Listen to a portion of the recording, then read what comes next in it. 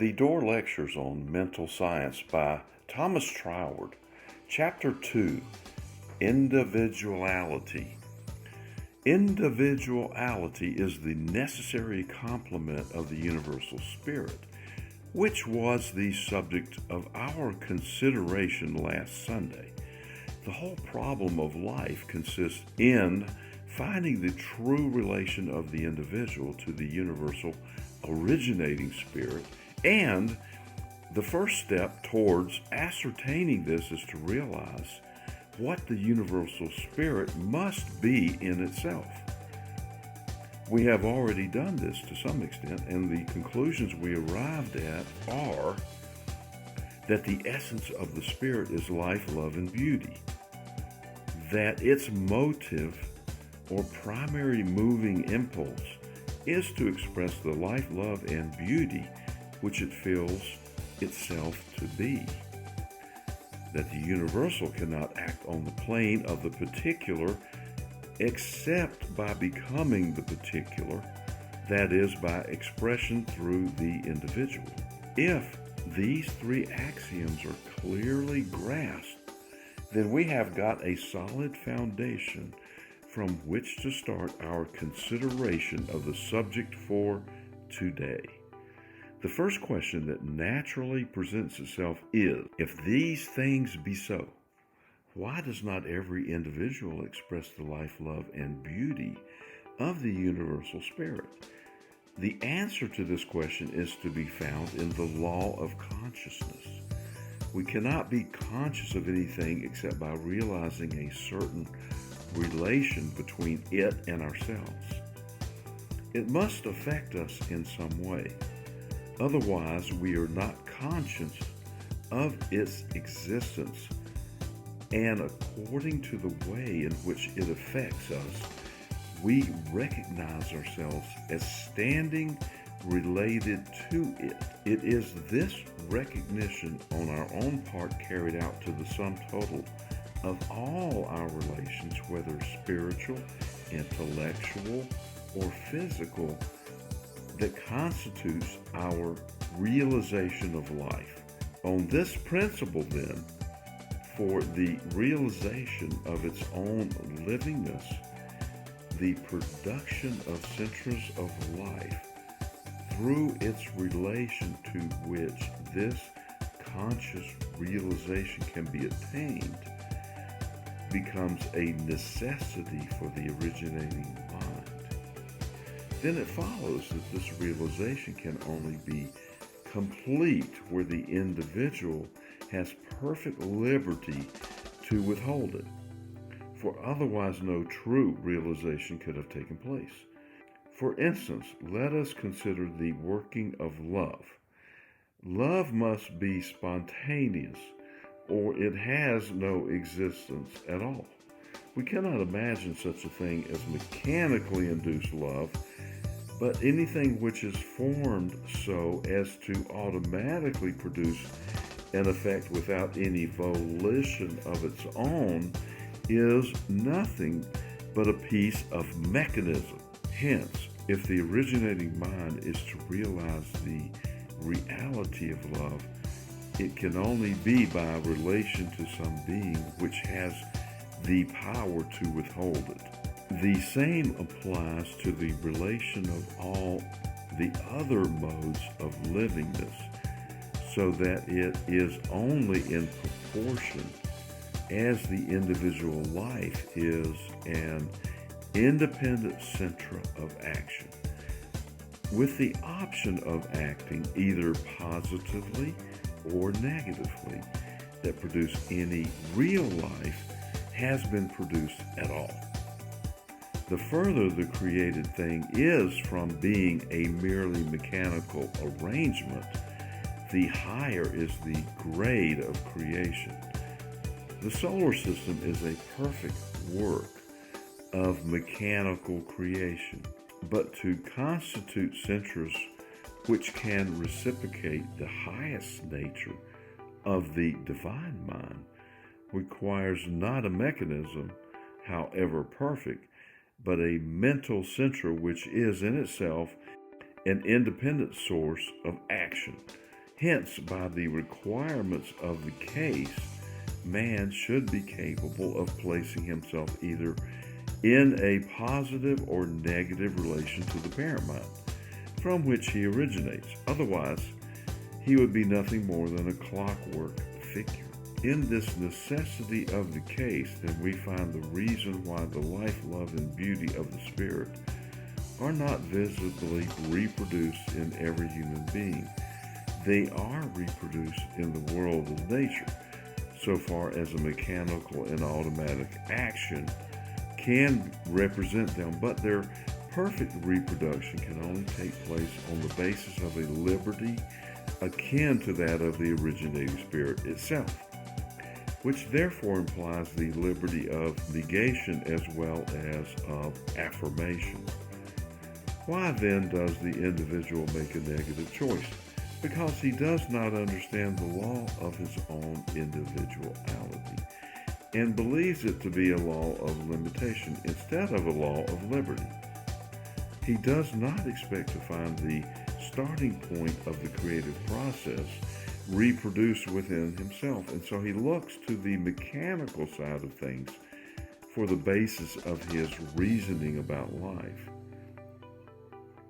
Consequently, his reasoning lands him in the conclusion that life is limited because he has assumed limitation in his premises and so logically cannot escape from it in his conclusion.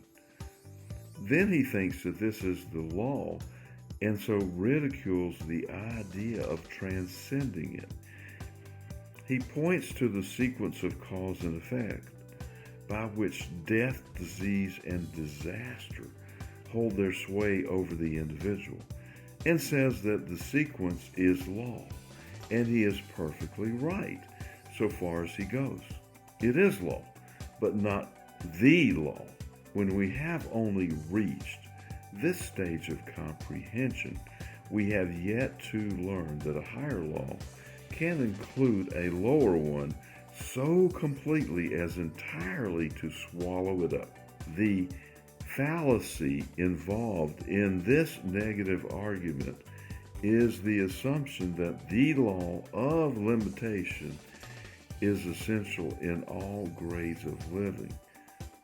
It is the fallacy of the old shipbuilders as to the impossibility of building iron ships, which is required is to get at the principle which is at the back of the law in its affirmative working and specialize it under higher conditions than are spontaneously presented by nature. And this can only be done by the introduction of the personal element. That is to say, an individual intelligence capable of comprehending the principle. The question then is, what is the principle by which we came into being? And this is only a personal application of the general question, how did anything come into being? Now, as I pointed out in the preceding article, the ultimate deduction from physical science is that the originating movement takes place in the universal mind and is analogous to that of our own imagination. And as we have just seen, the perfect ideal can only be that of a being capable of reciprocating all the qualities of the originating mind.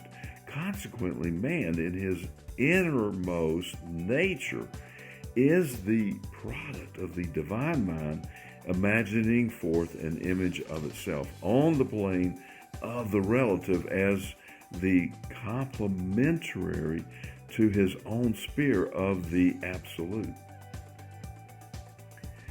If we will therefore go to the innermost principle in ourselves, which philosophy and scripture alike declare to be made in the image and likeness of God, instead of the outer vehicles which it externalizes as instruments through which to function on the various planes of being, we shall find that we have reached a principle in ourselves which stands in loco dia towards all our vehicles and also towards our environment.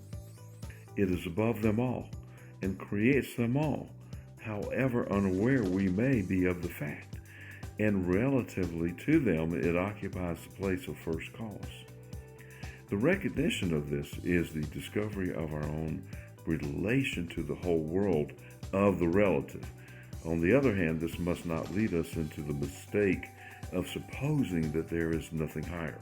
For, as we have already seen, this innermost principle or ego is itself the effect of an antecedent cause, for it proceeds from the imagining process of the divine mind.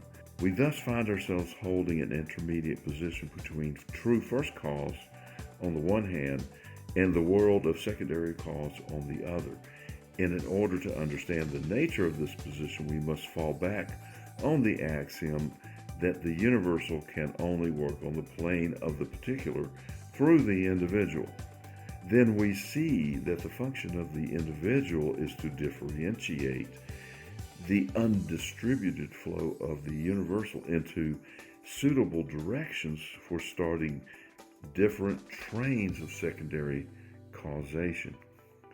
Man's place in the cosmic order is that of a distributor of the divine power, subject, however, to the inherent law of the power which he distributes. We see one instance of this in ordinary science, in the fact that we never create force. All we can do is to distribute it. The very word of man means distributor or measurer, as in common with all words derived from the Sander root mn. It implies the idea of measurement, just as in the words moon, month, men's, mind, and man, the Indian weight of 80 pounds.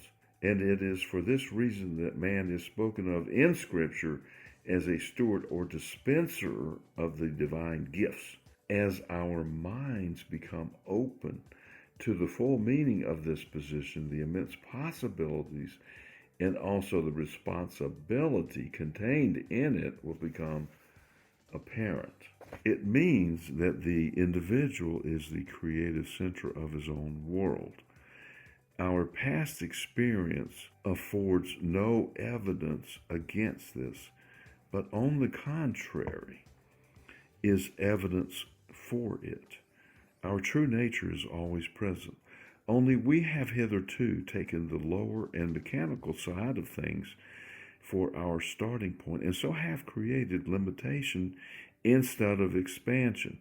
And even with the knowledge of the creative law which we have now attained, we shall continue to do this. If we seek our starting point in the things which are below us, and not in the only thing which is above us, namely the divine mind, because it is only there that we can find our immutable creative power. Life is being. It is the experience of states of consciousness, and there is an unfailing correspondence between these inner states and our outward conditions. Now, we see from the original creation that the state of consciousness must be the cause, and the corresponding conditions the effect, because at the starting of the creation, no conditions existed, and the working of the creative mind upon itself can only have been a state of consciousness. This, then, is clearly the creative order, from states to conditions.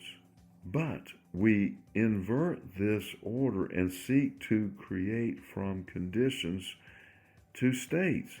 We say, if I had such and such a condition, they would produce the state of feeling which I desire. And in so staying, we run the risk of making a mistake as to the correspondence. For it may turn out that the particular conditions which we are fixed on are not such as would produce the desired state. Or again, though they might produce it in a certain degree, other conditions might produce it in a still greater degree, while at the same time opening the way to the attainment of still higher states and still better conditions.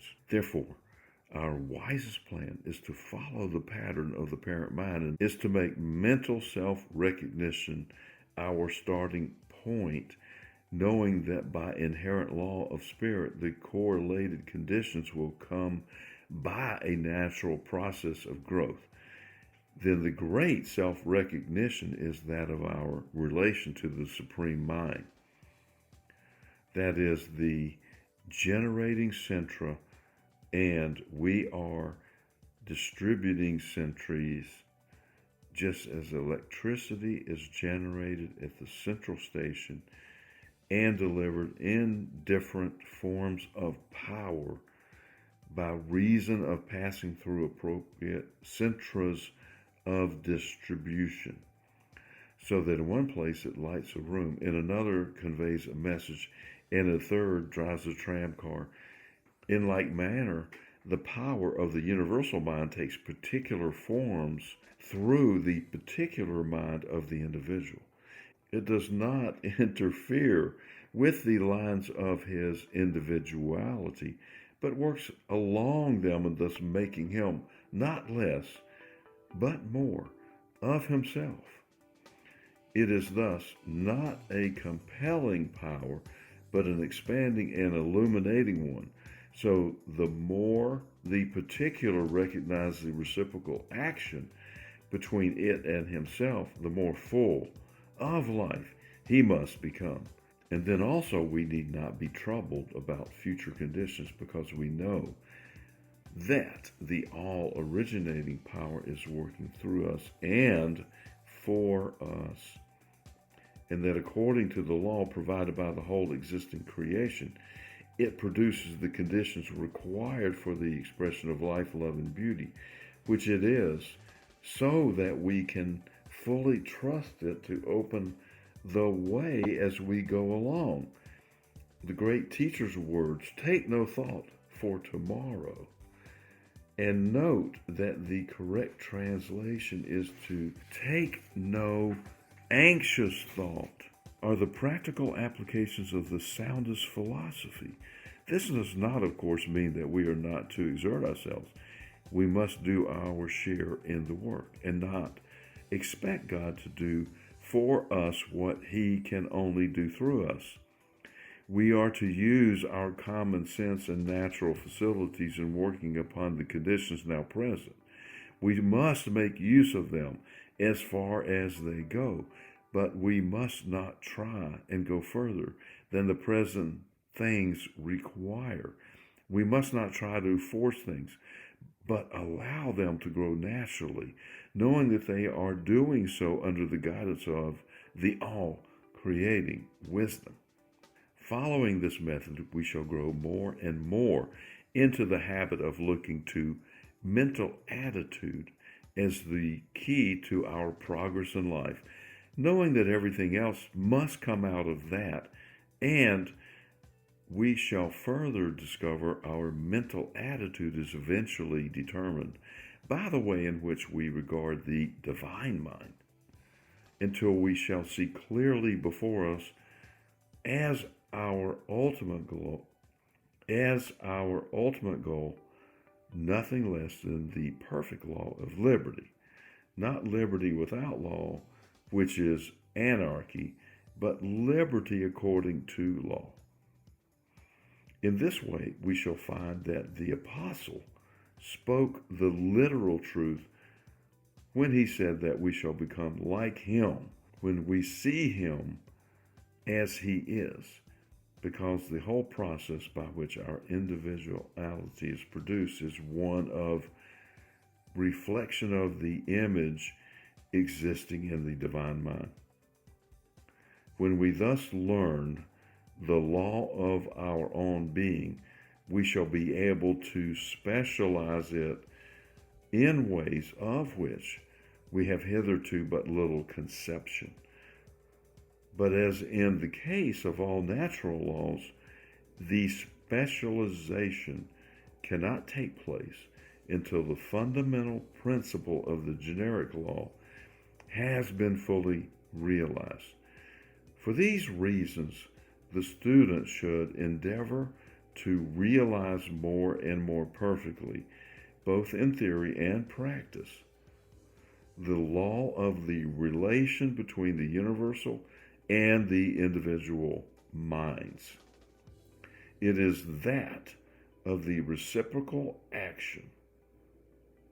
If this fact of reciprocity is grasped, it will be found to explain both why the individual falls short of expressing the fullness of life which the Spirit is, and why he can attain the fullness of that expression, just as the same law explains why iron sinks in water and how it can be made to float.